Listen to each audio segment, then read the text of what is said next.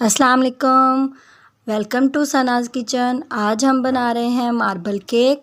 तो आइए इसके इंग्रेडिएंट्स देखते हैं। सबसे पहले हम लेंगे मक्खन। 10 टेबलस्पून आपने भर के मक्खन लेना है।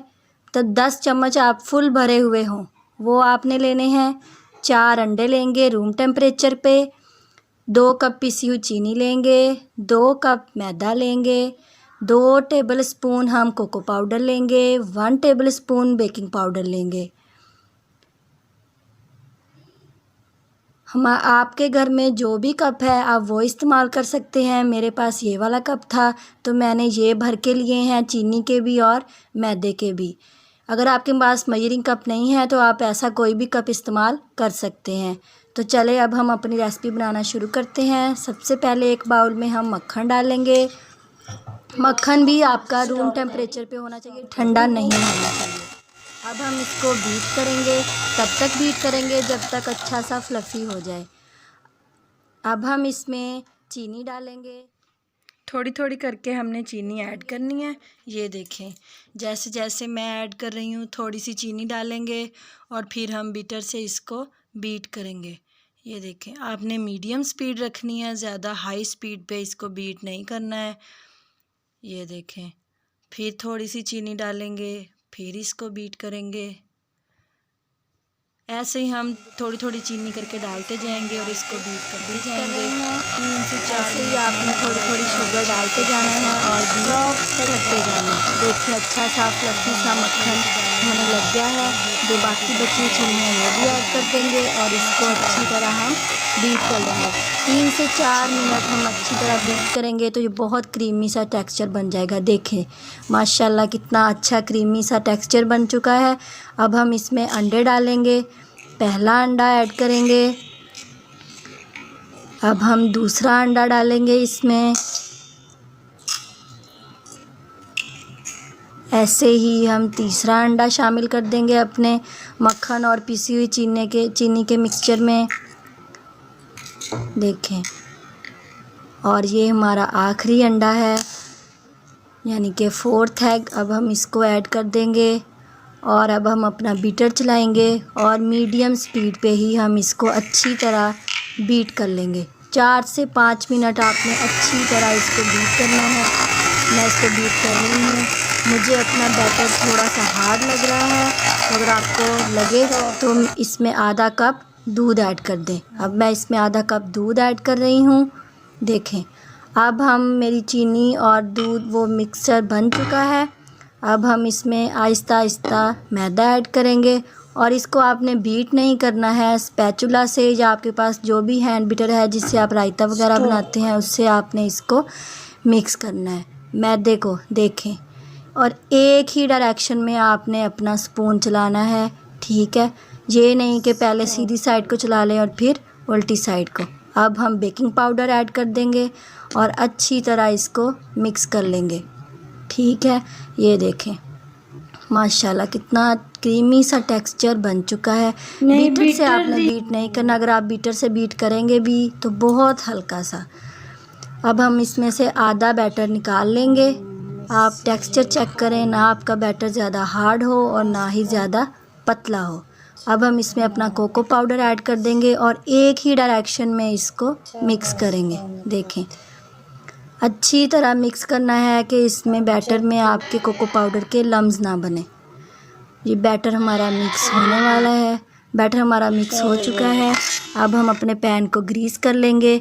ये मैंने पेज कट कर लिया था, ऊपर मोल्ड रख के इसको भी ग्रीस कर लेंगे। आपके पास बटर पेपर नहीं है तो आप कोई भी प्लेन पेज इस्तेमाल कर सकते हैं। अब हम लेयर्स लगाएंगे। पहले सिंपल बैटर ऐड किया है, फिर हमने कोको पाउडर वाला बैटर 1 स्पून ऐड किया है, फिर हम सिंपल बैटर का 1 स्पून ऐड करेंगे, फिर कोको पाउडर का 1 स्पून ऐड कर दिया है। ऐसे ही आपने ऐड करते जाना है और आपकी लेयर्स बनती जाएंगी। देखें माशाल्लाह कितनी अच्छी लेयर्स बन रही हैं। और बैटर की थिकनेस और स्मूथनेस चेक करें। आपका बैटर ना ज़्यादा हार्ड हो और ना ही ज़्यादा पतला हो। अगर आपका बैटर पतला हुआ तो केक बेक होने में भी मसला होगा, ठीक है। इस बात का आपने ध्यान रखना है। अब हम ऐसे ही सारी लेयर्स अप्लाई कर देंगे एक सिंपल बैटर का स्पून डालना है और एक आपने कोको पाउडर जिस बैटर में हमने ऐड किया था वो डालना है। ये देखें, अब हमारा ऑलमोस्ट सारा बैटर ऊपर डाल दिया, हमने लेयर्स बना ली हैं। ये डाल दिया हमने कोको पाउडर वाला मिक्सचर। देखें, अब हम अच्छी तरह डाल के अब हम इसकी डिज़ाइनिंग करेंगे। आप एक स्पून ले लें और स्पून से ऐसे बाहर की साइड को ऐसे लाइंस लगा लें। ये देखें ऐसे, माशाल्लाह कितनी प्यारा टेक्सचर की लुक आ रही है। ये देखें, अब स्पून को साफ़ करके अब हमने अंदर की साइड को, पहले बाहर की साइड को लाइंस लगाई हैं, अब हमने अंदर की साइड को ऐसे एक बहुत अच्छा सा फ्लावर सा लुक बन जाएगा इसका। ये देखें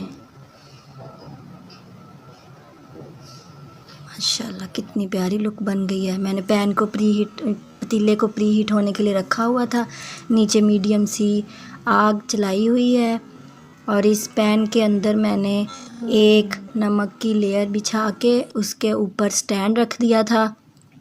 अब ये बहुत अच्छी तरह प्री हीट हो चुका है। अब हम अपना बैटर इसके अंदर जो मोल्ड में डाला हुआ है वो रख देंगे और इसको 35 to 40 मिनट बेक होने देंगे।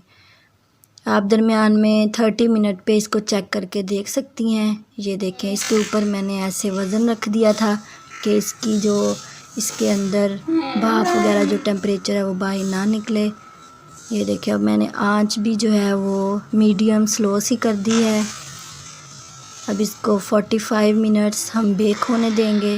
हाफ़ आवर पे हम चेक करके देख लेंगे, अगर नहीं हुआ होगा तो हम 5-10 मिनट और दे देंगे। देखें, अब हम अपना केक चेक करेंगे। मैंने 30 मिनट पे चेक किया था तो केक अच्छी तरह नहीं हुआ था, मैंने इसको 10 मिनट और रख दिया। अब हम अपना केक चेक करते हैं। 45 मिनट्स हो चुके हैं, तो आइए अब हम अपना केक देखते हैं कि इसकी कैसे लुक आई है। बड़ी एहतियात से, पतीला बहुत गर्म है। ये देखें माशाल्लाह हमारा केक बेक हो चुका है। अब हम इसे पतीले से बाहर निकाल लेंगे। बड़ी एहतियात से निकालना है आपने। ये देखें, मैंने बाहर निकाल लिया है। इसको हल्का सा ठंडा होने देंगे। ये बहुत ज़्यादा गर्म है तो हमें मुश्किल होगी इसको पलटने में भी। ये देखें बहुत गर्म है। अब हम इसे, थोड़ा सा ठंडा हो चुका है, अब हम इसे पलट लेंगे। ये देखें मैंने पलट लिया है एक तरफ में। अब हम इसका जो हमने ग्रीस करके पेपर लगाया था नीचे उसको हटाएंगे। आपके पास बटर पेपर नहीं है तो कोई मसला नहीं है, आप भी मेरी तरह ऐसे कोई भी पेज प्लेन लेके उसके ऊपर मोल्ड उल्टा रखें और ड्रॉ करके उसको कट कर लें और फिर उसको पैन में देखें स्मूथ कितना नरम केक बना है। मैं आपको एक इसका पीस कट करके दिखाती हूँ।